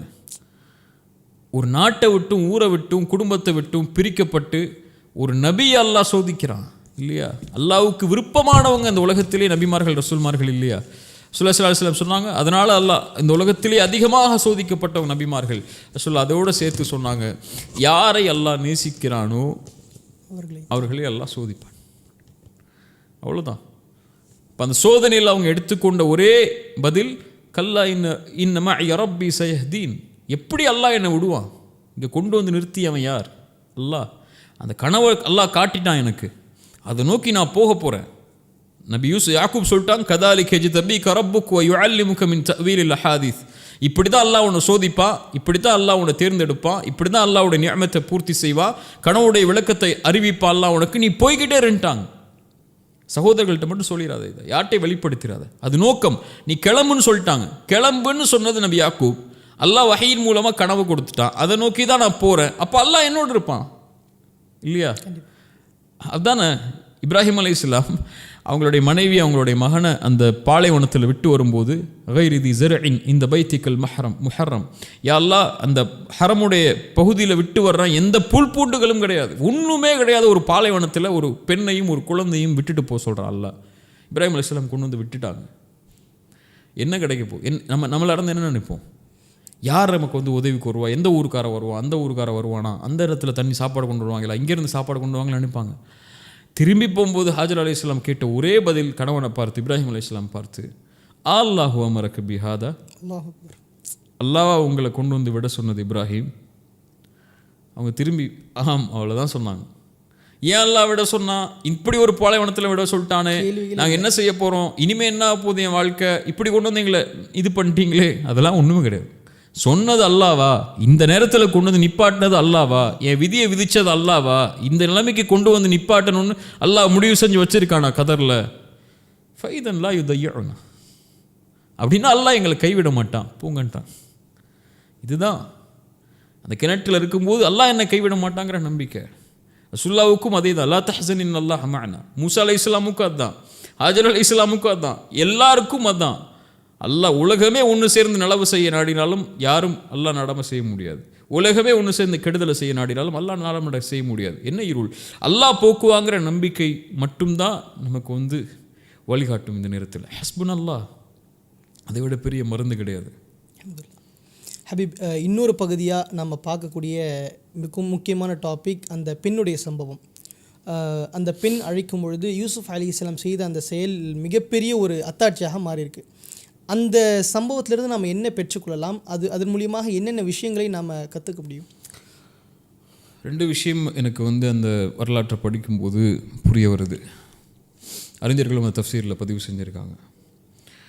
ரெண்டு காரணத்துக்காக அந்த அந்த பாடத்தால் நமக்கு புகட்டுறான் யூசுப் அலைஹிஸ்ஸலாம் மூலியமாக. ஒன்று, முதலாவது அதுதான், யூசுப் அலைஹிஸ்ஸலாமுக்கு அல்லாஹ் நோக்கத்தை நிர்ணயிச்சிட்டான். 11 நட்சத்திரங்கள், ஒரு சூரியன் சந்திரன் உங்களுக்கு முன்னாடி பணிந்து நிற்கும் ஒரு நாள், அது வர்ற வரைக்கும் போய்கிட்டே இருங்க. போகக்கூடிய பாதையில் அல்லாஹ் சில சோதனைகளை கொடுப்பான். இலக்கை அல்லாஹ் நிர்ணயிச்சிட்டான். இலக்கை நோக்கி போகும்போது அல்லாஹ் சோதிக்காமல் எப்படி அந்த இலக்கை கொண்டு போவான்? அல்லாஹ் ஈமான் கொண்டவர்களை தான் அல்லாஹ் சோதிப்பான். யார் அல்லாஹ்வுக்கு உண்மையாக இருக்கா, யார் பொய்யர்களாக இருக்கா அல்லாஹ்வுக்கு தெரியும். இருந்தாலும் அல்லாஹ் சோதிச்சால நிரூபிக்க நாடுவான். அப்படி அல்லாஹ் நபி யூசுஃபை சோதிக்கிறான் ஒரு பாவத்தை கொண்டு. அல்லாஹ் பாவத்தை கொண்டு கூட சோதிப்பான் ஈமான் கொண்டவங்களை. நல்லா புரிஞ்சுக்கணும். அல்லாஹ் காப்பாற்றிடுவான். அல்லாஹ் சொல்கிற அல்லாஹ் காப்பாற்றிடுவான், ஆனால் சோதிப்பான். என்ன அல்லாஹ் சோதிக்கிறான்? அவங்க சந்தையில் போய் விலை பேச போகிறான். கிணத்துலேருந்து தூக்கிட்டு ஒரு வாணிபக்குழு போகுது, சந்தையில் போய் விலை பேசுகிறாங்க. ஒரு அரண்மனையுடைய மந்திரி ஒருத்தர் வந்து ஏன் வீட்டுக்கு கூட்டு போகிறேன்னு சொல்லி வீட்டுக்கு கூட்டு போய் அவங்க மனைவிட்ட போய் சொல்கிறாங்க, இப்படி ஒரு அழகான குழந்தை கிடச்சிருக்கு, குழந்தை மாதிரி வளர்ப்போம், பணிவிடை செய்வார், நலவு செய்வார் நமக்குன்னு. ஆனால் அந்த பெண் நபி யூசுஃபுடைய அழகை பார்த்தோன்னா மாறிடுறாங்க. இதை எப்படி நான் மகனாக பார்க்குறது? இவர் மேலே எனக்கு கவர்ச்சி இருக்குது. கதவுகள் அடைக்கப்படும் போது ஹை தலக் என்னோட வந்துருங்கிறாங்க, தனிமைக்கு கூப்பிட்றாங்க. ஒரு மிகப்பெரிய பாவம் நபி யூசுப் அலைஹிஸ்ஸலாமுக்கு முன்னாடி வருது. அந்த பாவத்தின் பக்கம் நபி யூசுப் நெருங்கி இருந்தாங்கன்னா நோக்கம் போயிருக்கும், நோக்கத்தை நிறைவேற்றிருக்க முடியாது இல்லையா? அதுதான் வாழ்க்கையுடைய நோக்கத்தை நோக்கி போகும்போது பாவங்களை ஒரு மனிதன் பாவங்களால் சோதிக்கப்படும் போது அந்த டைரக்ஷனை பாவத்தின் பக்கம் திரும்பிட்டான்னா அவ்வளோதான், நோக்கத்தை மறந்துடுவான். நோக்கத்தை நோக்கி போக முடியாது அவனால், எல்லாம் தடுத்துருவான். இப்போ அந்த சோதனையிலேருந்து நபி யூசுப் வெற்றி பெறணும், நோக்கத்தை நோக்கி போகணும்னா அந்த பாவத்திலிருந்து தப்பிச்சு போகணும். ஷைத்தான் இழுக்கிறான், அல்லாஹ் சோதிக்கிறான். என்ன செய்யறது? கால மஅதல்லாஹ், வெற்றி பெறணும் அவங்க. கால மஅதல்லாஹ், அல்லாஹ் போதும், அல்லாஹ் என்னை பாதுகாக்கட்டும் இருந்து. இன்னஹு ரப்பி அஹ்ஸன மஸ்வாய, உன் கணவர் உன் எஜமானர் என்னை கண்ணியமாக வச்சிருக்காரு, நான் போய் எப்படி உனக்கு இப்படி ஒரு துரோகத்தை செய்ய முடியும்? இன்னஹு லா யஃப்லிஹு ஸாலிமூன், அநீதம் செய்கிறவங்க எப்படி வெற்றி பெறுவாங்க? பெண்ணே, நான் உன்னை தாய் மாதிரி பார்க்குறேன்.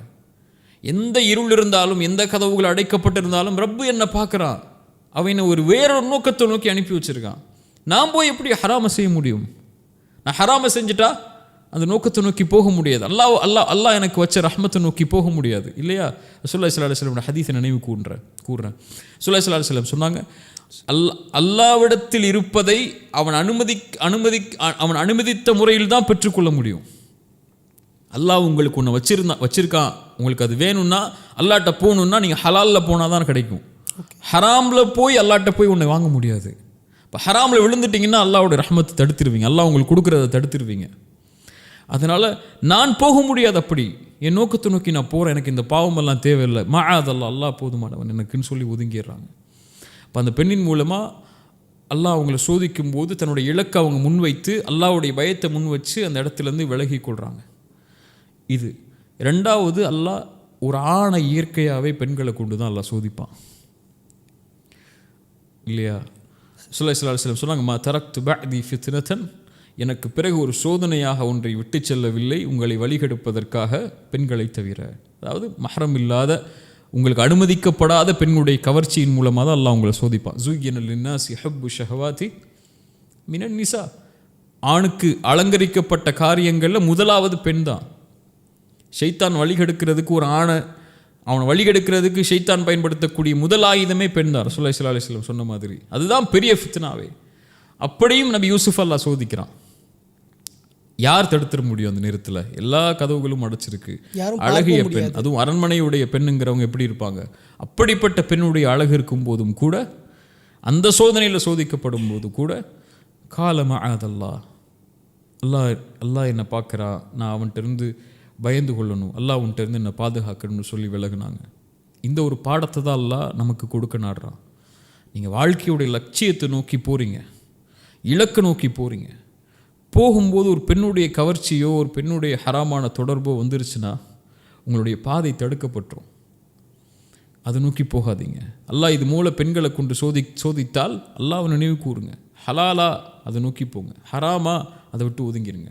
அல்லாஹ் உங்களுடைய வாழ்க்கையை கண்ணியப்படுத்துவான். ரசூலுல்லாஹி ஸல்லல்லாஹு அலைஹி வஸல்லம் அதனால தான் சொன்னாங்க, யார் உதடுகளுக்கு இடையே இருக்கக்கூடிய நாவையும் 2 தொடைகளுக்கு இடையே இருக்கக்கூடிய மர்ம உறுப்பையும் பாதுகாப்பதற்கு, ஹலாலில் மட்டும்தான் அதை செலவழிப்பேன்னு பாதுகாக்கிறதுக்கு யார் எனக்கு உறுதி கொடுக்குறாங்களோ அவங்களுக்கு சொர்க்கத்தை உறுதி கொடுக்குறேன்னு நான் இல்லையா? இப்போ கால மஅதல்லாஹ், அல்லாஹ் என்னை பாதுகாக்கட்டும். அல்லாஹ்வுடைய பயம் யூசுஃப் அலைஹிஸ்ஸலாமுடைய வரலாற்றிலிருந்து நமக்கு தேவையானது இந்த நேரத்தில். ஆஸ் வி டேக், நம்ம இப்போ அங்கேருந்து பெண்ணுடைய சம்பவம் அப்படின்னு எடுத்துட்டோம். ஆனால் இப்போ இருக்கக்கூடிய ஜென்ரேஷனில் பல விதமான கான்ட்ராடிக்ஷன்ஸ், பல விதமான சிக்கல்கள்லாம் பார்க்குறோம். ஒரு கம்பெனிக்கு வரணுமா, நீங்கள் வந்து தாடி எடுத்துட்டால் போதும், அப்போ தான் நீங்கள் வர முடியும் அப்படின்னு சொல்லி கம்பெனி சொல்லுது. அது இது தவிர்க்கப்பட்டதே அப்படின்னு சொல்லி நம்மளும் அதை ஒரு கேஷுவலாக எடுத்துகிட்டு அதை எடுத்துடுறோம். இல்லை எனக்கு ஒரு விஷயம் கிடைக்கணும், ஆனால் இந்த சின்ன ஹராமை செஞ்சால் கிடச்சிரும் அப்படின்ற மாதிரிலாம் அந்த ஹராமை செஞ்சிடுறாங்க. அப்போது இதுக்கும் அதுக்கும் நம்ம என்ன பாடத்தை எடுத்துக்க முடியும்? இல்லை, முதல் பாடம் நான் சொன்ன மாதிரி தான். அந்த ஒரு ஹராமில் இருந்து நீங்கள் ஒரு அல்லாஹ் வந்து உங்களை ஒரு ஹராமை கொண்டோ ஒரு பாவத்தை கொண்டோ அல்லாஹ் சோதிக்கிறான்னா, அந்த சோதனையிலிருந்து நீங்கள் வெளியே வரணும்னா அது நீங்கள் அல்லாஹ்வை பயந்து அந்த பாவத்தை விட்டால் மட்டும்தான் நடக்கும். அல்லாஹ்வை பயப்படாமல் நீங்கள் அந்த காரியத்தில் செஞ்சிட்டிங்கன்னா அல்லாஹ்வுடைய உதவி உங்களுக்கு கிடைக்கவே கிடைக்காது. அல்லாஹ்விடத்தில் இருக்கிறத நான் சொன்ன மாதிரி நீங்கள் ஹலால் இல்லாமல் போய் அல்லாஹ்ட்ட போய் நிற்க முடியாது. ரசூலுல்லாஹி ஸல்லல்லாஹு அலைஹி வஸல்லம் ஒரு வரலாறு சொன்னாங்கல்ல, 3 பேர் வந்து ஒரு புயல் காலத்தில் ஒரு குகையில் தஞ்சமடைகிறாங்க. 3 பேரும் அல்லாஹ்விடத்தில் ஏதாவது நம்ம செஞ்ச நன்மையை கொண்டு கேட்போம், அல்லாஹ் காப்பாற்றுவான் நம்மளேன்னு சொல்கிறாங்க. ஒவ்வொருத்தரும் ஒவ்வொன்று சொல்கிறாங்க. 2 பேரும். 3வது ஒருத்தர் என்ன சொல்கிறாரு, எனக்கு ஒரு பெண் தெரியும், அந்த பெண் என்னுடைய உறவினர் தான், ஆனால் இயலாமையில் இருக்கக்கூடியவங்க, என்னிடத்துல பண உதவிக்காக வந்தாங்க. அவங்க திருப்பி கொடுக்க முடியாத பட்சத்தில் நான் அவங்கள்ட்ட வந்து ஒரு நிபந்தனை வைக்கிறேன், என்னோட சேர்ந்து வா, ஹராம்லவா, நான் உனக்கு அந்த பணத்தை விட்டு கொடுத்துறேன், இந்த பணத்தை உனக்கு கொடுத்துட்றேன்னு சொல்லி அந்த பெண்ணும் வேறு வழி இல்லாமல் சம்மதிச்சிட்றாங்க.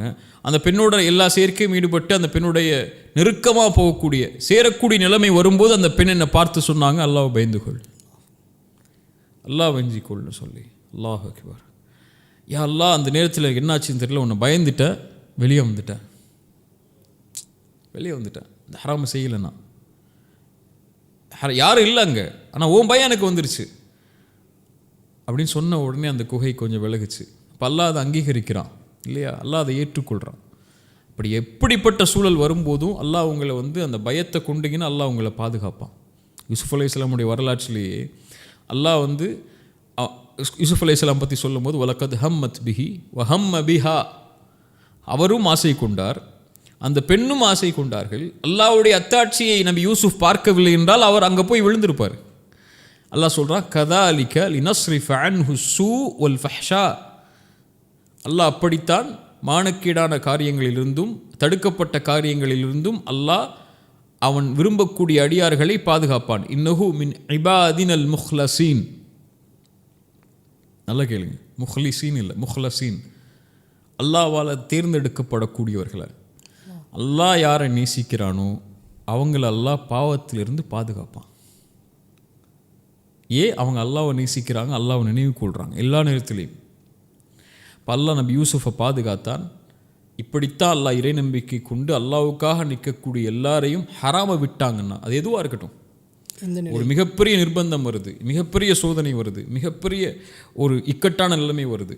நீங்கள் சொல்கிற மாதிரி ஹிஜாப் போடக்கூடாதுன்னு காலேஜில் சொல்கிறாங்க, தாடி எடுக்க சொல்கிறாங்க, அல்லது வேறு வேறு கடமைகள், ஒரு வட்டிக்கு போகக்கூடிய சூழல் வருது. இப்படி எந்த நிலைமை வந்தாலும் என்ன ஆனாலும் பரவாயில்ல, ஏதானாலும் பரவாயில்ல, ஹலாலில் தான் நான் இருப்பேன், நீ அனுமதித்த முறையில் தான் இருப்பேன், என்னை காப்பாத்திரியாலான்னு போய் சரணடைஞ்சிட்டோன்னா கதாலிக லினஸ்ரிஃப அன்ஹு ஸூஅ வல் ஃபஹ்ஷா, அல்லாஹ் காப்பாற்றுவான். நபி யூசுஃப் அல்லாஹ் காப்பாற்றின மாதிரி. இப்போது காலங்கள் நகர்ந்துட்டு போயிட்டுருக்கு. இப்போது யூசுப் அலைஹிஸ்ஸலாமை ஏன் சிறைச்சாலைக்கு உட்படுத்தப்பட்டாங்க? அல்லாஹ் ஏன் அதை அனுமதிச்சான்? அந்த பெண்ணுடைய சூழ்ச்சி நடக்குது. அந்த பெண் யூசுப் அலைஹிஸ்ஸலாம் அழைக்கிறாங்க. அது யூசுப் அலைஹிஸ்ஸலாம் மறுக்கிறாங்க, ஓடுறாங்க, சட்டை கிழியுது, அவங்க கணவர் வர்றாங்க. அதுக்கப்புறம் கணவருக்கு தெரிஞ்சிருது யார் தப்பு பண்ணாங்கன்னு சொல்லி அந்த சம்பவம் முடிஞ்சிருது. அதுக்கப்புறம் ஊர்வாசிகள் எல்லாம் பேச ஆரம்பிக்கிறாங்க, இப்படி அரண்மனையில் இருக்கக்கூடிய ஒரு பெண் இப்படி ஒரு அசிங்கமான காரியத்தை செஞ்சிட்டாலே அப்படின்னு சொல்லி. அப்போ அந்த பெண்ணுக்கு ஒரு குற்ற உணர்ச்சி இருக்குது, நான் ஏன் செஞ்சேங்கிறது எல்லாரும் பாருங்க அப்படின்னு சொல்லி அந்த ஊரில் இருக்கக்கூடிய எல்லா பெண்களையும் அழைக்கிறாங்க. அங்கே ஒரு சோதனை அழைச்சி அந்த பெண்கள் கையில் ஒரு பழத்தையும் ஒரு கத்தியும் கொடுத்து நபி யூசுஃபை வெளியே வர சொல்கிறாங்க. நபி யூசுஃப் வெளியே வர்றாங்க. அந்த பெண்கள் நபி யூசுஃபை பார்த்த உடனே அந்த அழகுடைய மயக்கத்தில் கையை பழத்தை இருக்கிறதுக்கு பதிலாக கையை அறுத்துறாங்க. இவர் மலக்கு, இவர் மனிதரே கிடையாதுங்கிறாங்க. அப்போ தான் புரியுது, இந்த அழகு தான் நான் அந்த பெண்ணை கவர்ச்சிக்கு உள்ளாக்குச்சு. இப்போ இந்த அழகுனால தான் நபி யூசுஃபுடைய அழகில் மயங்கி தான் அந்த பெண் போனாங்கன்னு சொல்லி அந்த பெண் மேலே இரக்கம் கொண்டு நபி யூசுஃபை நிர்பந்திக்கிறாங்க. அந்த நேரத்திலையும் இப்போ அந்த நபி யூசுஃபை எச்சரிக்கிறாங்க, அந்த பெண்மணி நீ ஒன்று என்னோட வந்துரு, நான் உன்னோட இணைந்தே ஆகணும், இல்லையா சிறைச்சாலை கொண்டு போய் போட்டுருவேன். இப்போ 2 தேர்ந்தெடுப்பை அல்லாஹ் வைக்கிறான். இது எல்லாருக்கும் அல்லாஹ் வாழ்க்கையில் கொண்டு வருவான்.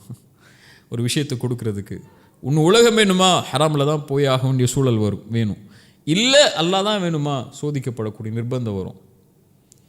யூசுப் அலைஹிஸ்ஸலாம் அல்லாஹ் அழைக்கிறாங்க. குர்ஆனில் சொல்கிறார், ரப்பி அஸ்ஸிஜ்னு அஹப்பு இலைய மிம்மா யதுஊனனி இலை. யா அல்லாஹ், இந்த எல்லாரும் எதுஊனனினா ஜம, எல்லாரும் சேர்ந்து என்னை அழைக்கிறாங்க உன்னுடைய கட்டளைக்கு மாறு செய்கிறதுக்கு. ஆனால் இதை விட எனக்கு சிறைச்சாலை மேலானது.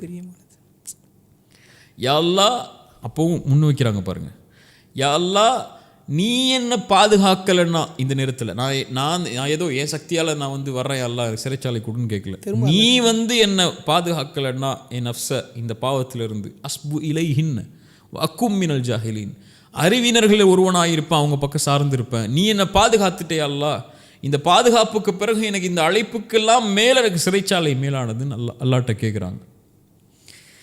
அல்லாஹ் என்ன சொல்கிறா? அப்போ அல்லாஹ்வுடைய அங்கீகரிப்பு ஏன் அங்கே இருந்தது? ஃபஸ்தஜாபலஹு, அல்லாஹ் அதை அங்கீகரித்து கொண்டான்.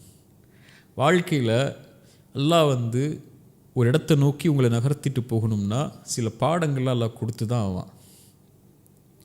அதுவும் இலக்கையும் லட்சியத்தையும் நோக்கி நீங்கள் போகும்போது, ஒரு குறிக்கோளை நோக்கி போகும்போது அல்லாஹ் அப்படியே கைப்பிடிச்சு வாடான்னு சொல்லி இன்பமான பாதையிலே கூட்டு போயிட மாட்டான். கஷ்டங்களையும் மின்னல்களையும் கொடுத்து தான் அந்த வாழ்க்கையோட நிலைமைக்கு கொண்டு போய் வைப்பான் அல்லாஹ்.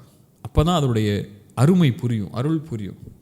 இன்றைக்கி என்ன, ஒரு சின்ன வாழ்க்கை ஏதாவது ஒரு விஷயத்தை நோக்கி போகும்போது ஒரு சின்ன இடைஞ்சல் வந்தாலே ஒடிஞ்சு உட்கார்ந்துடுறான் மனுஷன், என்னால் அடைய முடியலையேன்னு சொல்லி. அப்படி இருக்காது வாழ்க்கை.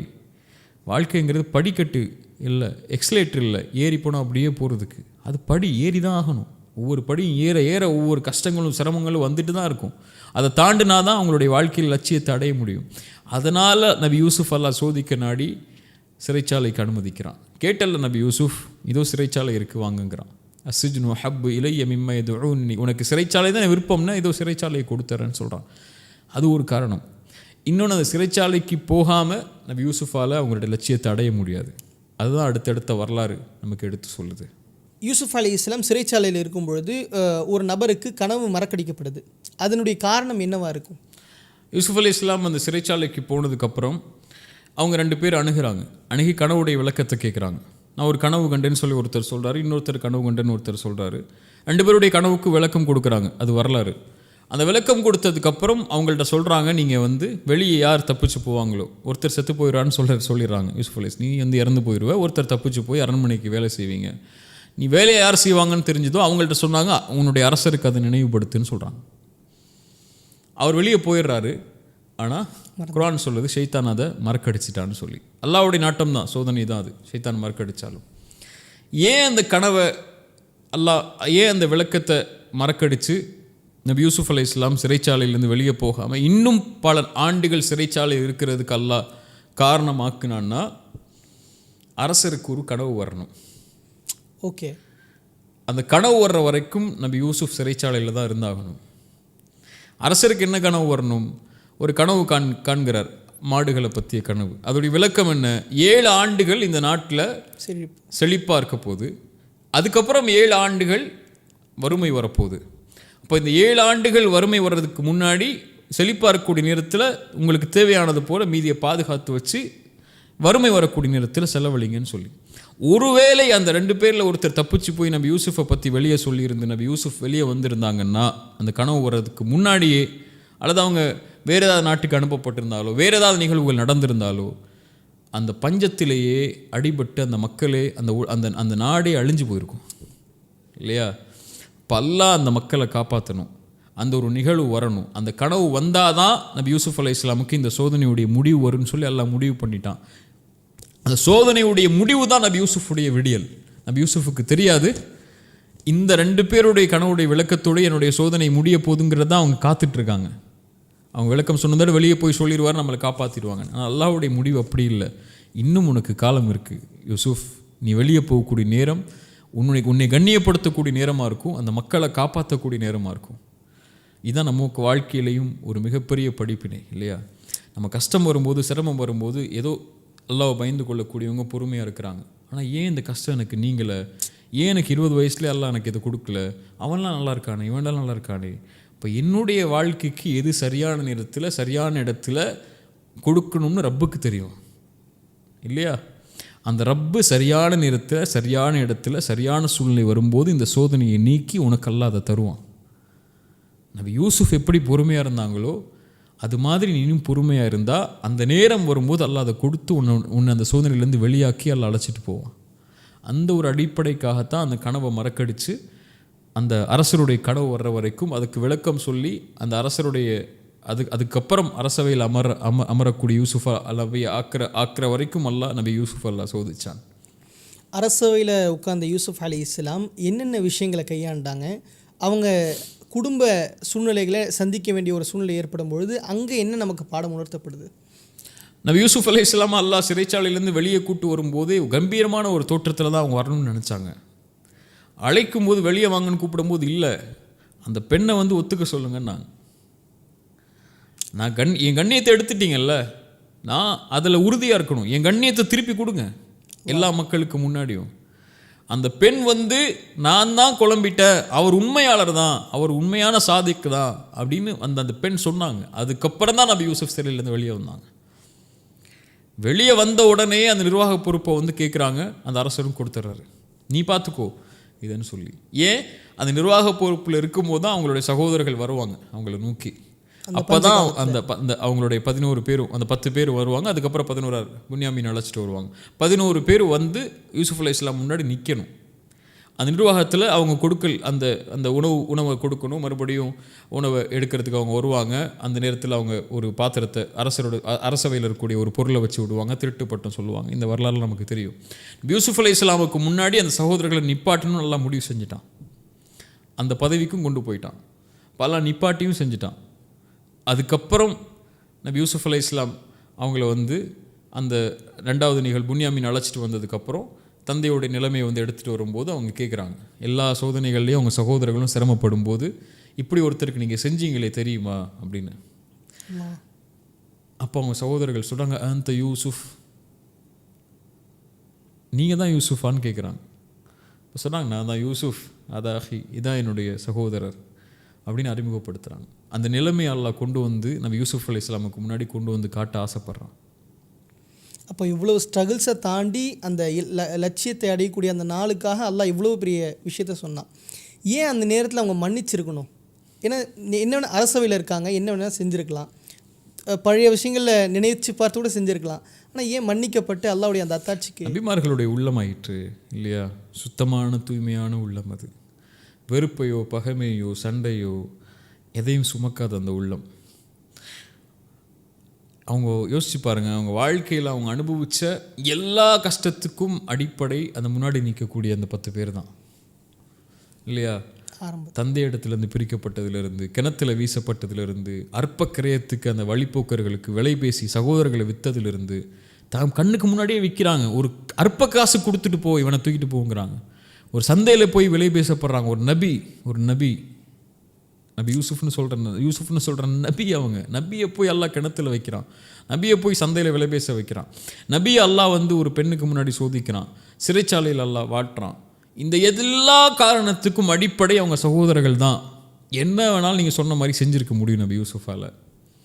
ஆனால் ஒரு முஃமின், அல்லாஹ்வை நம்பிக்கை கொள்ளக்கூடியவன், இந்த சோதனைகளெல்லாம் அல்லாஹ்வின் புறத்திலிருந்து தான் வருது, இவங்கெல்லாம் மனிதர்கள் தான், நம்மளை மாதிரி பலகீனமானவர்கள் தான், என்ன செய்ய முடியும், ஷைத்தான் அவங்கள வழி கெடுத்துட்டான் அப்படின்னு நினைக்கக்கூடிய அந்த நபி, உள்ளம் சுத்தமாக இருக்கக்கூடிய அந்த நபி சொன்னாங்க, லா தஸ்ரீப அலைக்குமுல் யௌம், உங்கள் மேலே இன்னைக்கு பழி தீர்க்கப்படாது, யக்ஃபிருல்லாஹு லக்கும், உங்கள் எல்லாரையும் அல்லாஹ் மன்னிச்சிடட்டும். நான் முன்னாடி சொன்னேன், ரசூலுல்லாஹி ஸல்லல்லாஹு அலைஹி வஸல்லமுடைய வாழ்க்கையில் என்ன அல்லாஹ் இது மூலியமாக படிப்பினை கொடுக்க நாடுறான்னு சொல்லி இதே வார்த்தையை ரசூலுல்லாஹ் கடைசி நேரத்தில் சொன்னாங்க.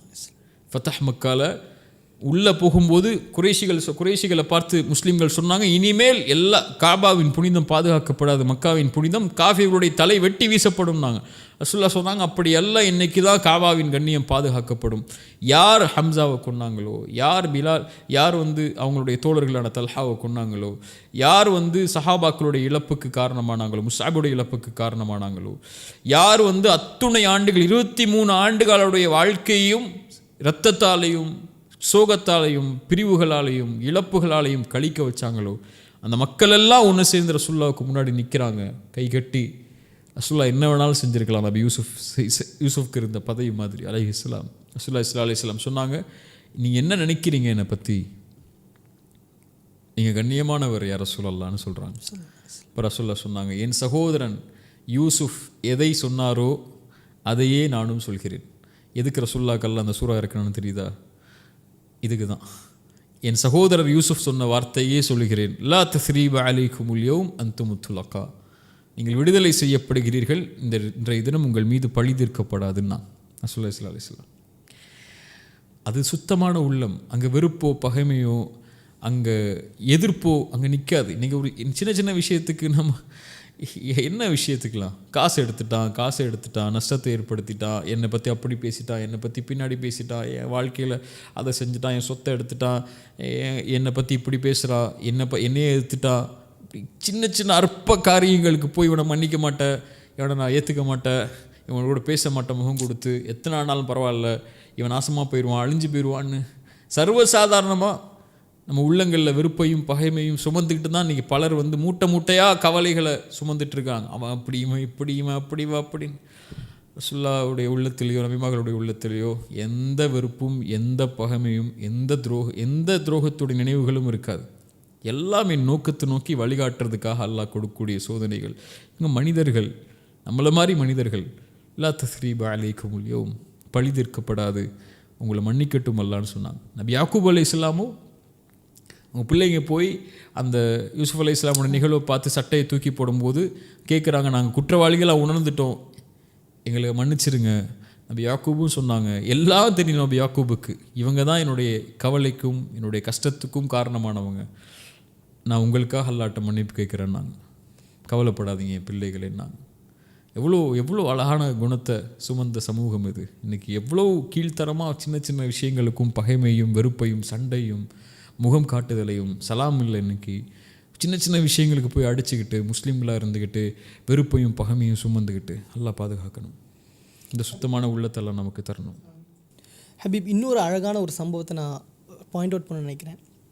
ஆரம்பத்தில் அந்த கனவு சொல்லப்பட்டது நம்பிக்கையான தன்னுடைய தகப்பனார்கிட்ட. அந்த தகப்பனாரை பிரிஞ்சு இவ்வளவு காலம் இருந்துட்டாங்க, அரசாட்சிக்கும் வந்துட்டாங்க. நபி யூசுஃப் அலைஹிஸ்ஸலாம் அவர்களும் அவருடைய தந்தையும் சந்திக்கிற அந்த காட்சி நமக்கு எதை வலியுறுத்துது? அதுதான் கனவுடைய விளக்கம் இல்லையா? அவங்க அரசவையில் உட்கார்ந்ததுக்கப்புறம் எல்லாரையும் அழைச்சிட்டு வாங்கங்கிறாங்க. தந்தை வர்றாங்க, தாய் வர்றாங்க, அந்த 11 நட்சத்திரங்கள் 11 சகோதரர்கள் வர்றாங்க. தந்தையை சிம்மாசனத்தில் அமர வச்சுட்டு 11 பேரும் யூசுஃப் அலைஹிஸ்ஸலாம் முன்னாடி பணிகிறாங்க. இப்போ இதுதான் யூசுஃப் அலைஹிஸ்ஸலாமுடைய வாழ்க்கையுடைய நோக்கம்னு சொல்லி அல்லாஹ் அவங்களுடைய ஆரம்பத்திலே காட்டிட்டா. நபி யாக்கூபுக்கு இது புரிஞ்சிருச்சு. அதனால் சொன்னாங்க, இப்படி தான் அல்லாஹ் உன்னை சோதிக்க போகிறா, அல்லாஹ் உன்னுடைய நியமத்தை இப்படி தான் அல்லாஹ் முழுமையாக்குவா, அந்த பாதையில் நீ சோதனையில் பயணிச்சுக்கொள், அதனை எடுத்துக்கொள்ளக்கூடிய ஆயுதம் அல்லாஹ் தான், வேறு யாரும் உன்னோட இருக்க மாட்டாங்க, யாரும் உன்னோட இல்லை. நபி யூசுஃபுக்கு தெரியும் யாரும் இல்லை அவங்க வாழ்க்கையில், அவங்களோட எந்த உறவும் அவங்களோட இல்லை, அல்லாஹ் ஒருவன் தான் அவங்களோட இருந்தான்.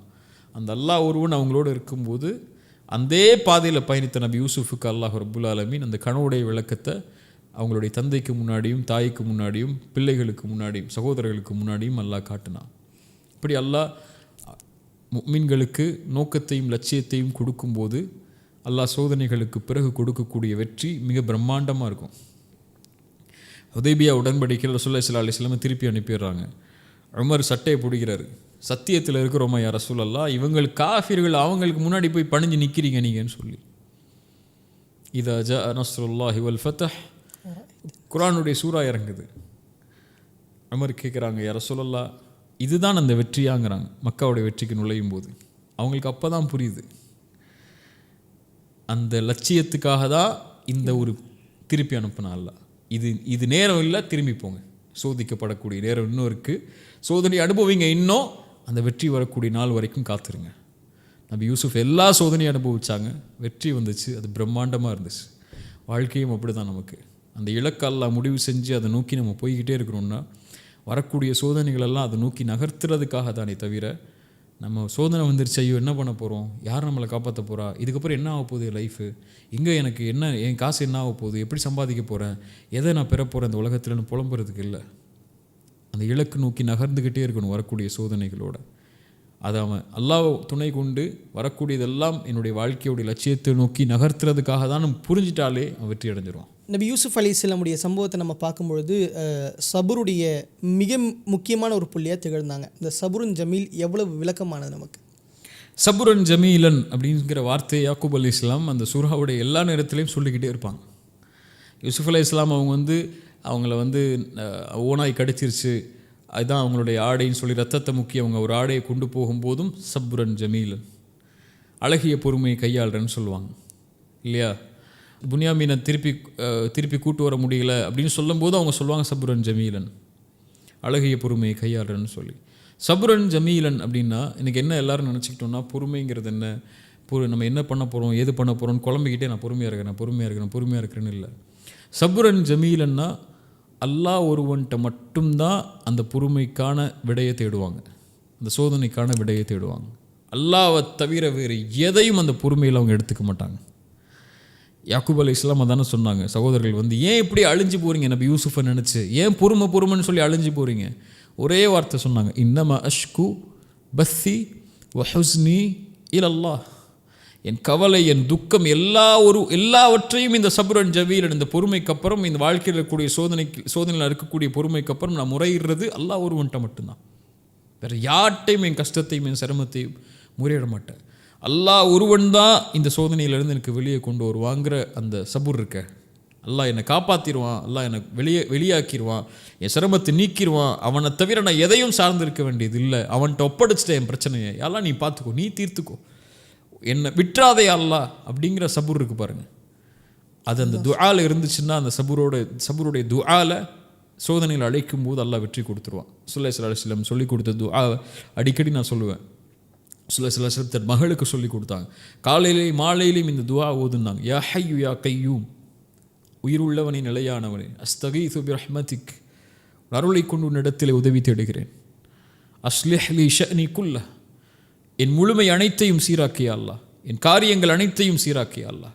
வலா தக்கில்னி இலா நஃப்ஸி தர்ஃபத ஐன், என் கண் சிமிட்டும் நேரத்துக்கு கூட என்னை விட்டு விலகிறாத, என்கிட்ட ஒப்படைச்சிடாத, நீ பார்த்துக்கோன்னு சொல்லிடாத. நீ பார்த்துக்கோயா அல்லா, என்னை நீ வச்சுக்கோயா அல்லா, என் உச்சி முடி உன் கையில் இருக்குது, நீ அதை நடத்தியா அல்லா. இந்த சோதனையில் வந்து நிற்கிற, எனக்கு என்ன செய்யணும்னு தெரியல, எப்படி வெளியே போகணும்னு தெரியல, யூசுஃப் வருவாரா திருப்பி வருவாரா எனக்கு தெரியாதே அல்லா, நான் உன்கிட்ட கேட்குறேன். சப்ரன் ஜமீலன், அந்த அழகிய பொறுமையோடு. வஸ்தஈனு பிஸ்ஸப்ரி வஸ்ஸலா, அந்த சபுரை கொண்டு அல்லாஹ் கேட்குறாங்கிறான், கேளுங்கிறான், அல்லா உதவி தேடுங்கிறான். அந்த சபுர் தான் அது. உன்கிட்ட கேட்குறேன் அல்லா, என்னை காப்பாற்று. அல்லாஹ் காப்பாற்றுனா நபி யூசுஃபை கொண்டு வந்து சேர்த்தான், தன் மகனை கொண்டு வந்து சேர்த்தான். நான் சொன்னேன்ல உங்கள்கிட்ட, நபி யாக்கூப் சொன்னாங்க, நான் சொன்னேன்ல உங்கள்கிட்ட, அல்லாஹ் உங்களுக்கு தெரியாத எல்லாத்தையும் நான் அல்லாஹை பற்றி அறிஞ்சிருக்கேன்னு சொல்லி அல்லாஹ் என்னை காட்டிட்டான் பார்த்தீங்களா என் மகனன்னு சொல்லி சந்தோஷப்பட்டாங்க. அதுதான் சபுரன் ஜமீலன். இவ்வளவு தெளிவான நிகழ்வுகளை நம்ம இவ்வளோ தூரம் பார்த்துட்டோம். கடைசியாக யூசுஃப் அலைஹிஸ்ஸலாம் கேட்ட அந்த துஆ எவ்வளவு பிரதிபலிக்கக்கூடியது, அது ஏன் நமக்கு முக்கியத்துவப்படுத்தப்படுது? ஒரு மனிதனுடைய வாழ்வுடைய முடிவுடைய நிலையை சொல்லக்கூடிய துஆ அது. அல்லாஹ் அப்படிப்பட்ட ஒரு மரணத்தை நமக்கு தரணும். அதுதான் வாழ்க்கையோட லட்சியத்தை அவங்க முழுமையடையக்கூடிய வார்த்தைகள். அது அல்லாஹ்ட்ட என்ன கேட்குறாங்க பாருங்கள் நபி யூசுஃப், ரப்பி ஆதைதனி மினல் முல்க், யா அல்லாஹ் நீ தான் என்னை அரசனாக்குன. அவங்க தான் அவ்வளோ சோதனை அனுபவித்து அந்த இடத்துக்கு வந்து நிற்கிறாங்க, அல்லாஹ்ட்ட ஒப்படைச்சிட்டாங்க. நீ தான் அல்லாஹ் கொடுத்த. வஅல்லம் தனி மின் தஅவீலில் ஹதீஸ், நீ தான் அல்லாஹ் அந்த கனவுடைய விளக்கத்தெல்லாம் கற்றுக் கொடுத்த. அதனால தான் அந்த சிறையிலேருந்து அவங்க வெளியே வந்தாங்க. அவங்க இருக்கக்கூடிய அறிவை கொண்டு தான் இல்லையா. ஆனால் நீ தான் அல்லாஹ் கற்றுக் கொடுத்த. இன்றைக்கி 5 பைசா 6 பைசா அல்லது 1 கோடி ரூபா சம்பாதிச்சதுக்கப்புறம் ஏன் திறமையால் சம்பாதிச்சேன், என்னால் நடந்துச்சுன்னு சொல்லக்கூடியவங்க எவ்வளோ பேர் இல்லையா. எனக்கு இருக்கக்கூடிய திறமையில தான் நான் இவ்வளோ தூரத்தில் வந்து நிற்கிறேன்னு சொல்லி. என்ன திறமை? யூசுஃப் சொன்னாங்க, யா அல்லாஹ் நீ தான் எனக்கு அதிகாரத்தை கொடுத்த, நீ தான் கனவுடைய விளக்கத்தை கொண்டு வந்த. ஃபாத்திரஸ் ஸமாவாதி வல் அர்த், வானங்கள் பூமிகளை நிர்வகித்தவன் நீதான். நீ தான் என் வாழ்க்கையில் எல்லாத்தையும் முடிவு பண்ண. கஷ்டம் நஷ்டம், இன்பம் துன்பம், இருள் சந்தோஷம், எப்போ நான் சிரிக்கணும், எப்போ அழணும், எப்போ சோதிக்கப்படணும், எப்போ வெளியே வரணும், எல்லாத்தையும் டிசைட் பண்ணது நீ தான். என் லைஃப்பை டிசைன் பண்ணதே நீ தான். ஃபாத்திரஸ் ஸமாவாதி வல் அர்த் அன்த வலியி ஃபித் துன்யா வல் ஆஹிரா. யா அல்லாஹ் நீ தான் இந்த உலகத்தில் நான் பட்ட எல்லா கஷ்டத்துலேயும் என்னோட நண்பனாக இருந்த, என்னை கைவிடலை. நீ டிசைன் பண்ணாலும் என் வாழ்க்கையை சோதிக்கப்படும் போது நீ கைவிடலை, என்னோடு இருந்துட்ட. அந்த வலியி ஃபித் துன்யா வல் ஆஹிரா, மறுமையிலையும் நீ தான் எனக்கு தோழன் நண்பன்.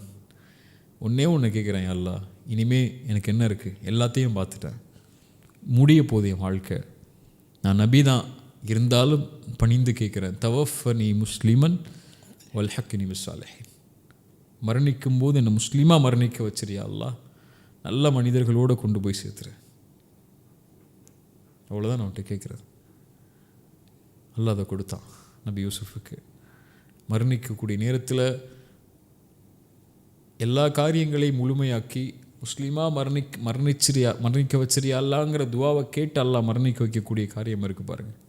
ஸல்லல்லாஹு அலைஹி வஸல்லம் அதான் சொன்னாங்க மரணிக்கக்கூடிய நேரத்தில், லா இலாஹ இல்லல்லாஹ், லா இலாஹ இல்லல்லாஹ், லா இலாஹ இல்லல்லாஹ், இன்னலில் மௌத்தி லசக்கராத் ஃபிர் ரஃபீக்கில் அலா, ஃபிர் ரஃபீக்கில் அலா, உயர்ந்த தோழமையா அல்லான்னாங்க. அல்லாஹ் அவங்களோட உயிரெடுத்தான். அல்ஹக்னி பிஸ்ஸாலிஹீன், நல்ல மனிதர்களுடைய அல்லாஹ் எங்களை ஒன்று சேர்த்துரு. ஹபீப், ரொம்ப தெளிவான ஒரு பெரிய கான்வர்சேஷனை நம்ம பார்த்தோம். யூசுஃப் அலைஹிஸ்ஸலாமுடைய அனைத்து சம்பவங்கள்லேருந்து நம்ம ஒரு விஷயத்தை இன்றைக்கி இருக்கக்கூடிய சூழ்நிலை பின்பற்றணும் அப்படின்னா, what is your last advice for? Yusuf அலைஹிஸ்ஸலாமுடைய வார்த்தை தான் அதுவும். வாழ்க்கையில் வரக்கூடிய எல்லா சோதனைகள்லேருந்தும் அவங்க எப்படி வெளியே வந்தாங்கிற ஒரு மேஜிக்கான ஒரு வேர்டை சொல்கிறாங்க. அவங்க சகோதரர்கள்கிட்ட பேசினதுக்கப்புறம், இன்னஹு மயத்தகி வயஸ்பிர் ஃப இன்னல்லாஹ லா யுதீஉ அஜ்ரல் முஹ்சினீன், யார் அல்லாவை பயந்து கொண்டு பொறுமையோடு இருக்கிறாங்களோ, வரக்கூடிய சோதனைகளில் அல்லாவை பயந்து கொண்டு அல்லாவுடைய பயத்தை எடுத்துக்கொண்டு வரக்கூடிய சோதனைகளில் மிக பொறுமையோடு சகித்து கொண்டு அல்லாஹ்வுடைய சோதனை, அல்லாஹ் என்னை வெளியே கொண்டு வருவாங்கிற நம்பிக்கையோட பொறுமையாக அந்த காரியத்தை சகித்து அல்லாஹ்வுடைய அச்சத்தை கொண்டு நடந்து போகிறாங்களோ, இன்னல்லாஹ் லா யுதீஉ அஜ்ரல் முஹ்சினீன், ஒருபோதும் அந்த நல்லவர்கள் செய்யக்கூடிய செயலுடைய காரியத்தை அல்லாஹ் வீணாக்கிட மாட்டான். அவங்கள அல்லாஹ் கைவிற்றவே மாட்டான். எல்லா நிலையிலையும் தக்வா, சபூர், எல்லா சோதனைகள்லையும் பிரச்சனைகள்லையும் கஷ்டங்கள்லையும் இன்னல்கள்லையும் அல்லாஹ்வுடைய அச்சமும் பொறுமையும், அல்லாஹ் என்னை கைவிட மாட்டாங்கிற நம்பிக்கையோடு நகர்ந்த அல்லாஹ் எனக்கு இதை கொடுத்துட்டான்னு நபி யூசுப் சொன்னாங்க. அதான் நம்ம பெற வேண்டிய பாடம்னு நினைக்கிறேன். எதையெல்லாம் நாம் பாடங்களாக பெற்றோமோ அதை வாழ்வில் நம்ம பிரதிபலிக்கிறதுக்கு அல்லாஹ் உதவி செய்யட்டும். ஜஸாக்குமுல்லாஹ் கைரன். ஜஸாக்குமுல்லாஹ் கைரன் கத்திரா. இது போல் பல நிறைய விஷயங்களை தெரிஞ்சு கொள்வதற்கு அல்லாஹ் நமக்கு உதவி செய்யட்டும். ஜஸாக்குமுல்லாஹ் கைரன். பாரக்கல்லாஹ் ஃபீக்கும். பாரக்கல்லாஹ் ஃபீக்கும். ஜஸாக்குமுல்லாஹ். அஸ்ஸலாமு அலைக்கும் வலைக்கும் அஸ்ஸலாம் வரஹ்மத்துல்லாஹி வபரகாத்துஹு.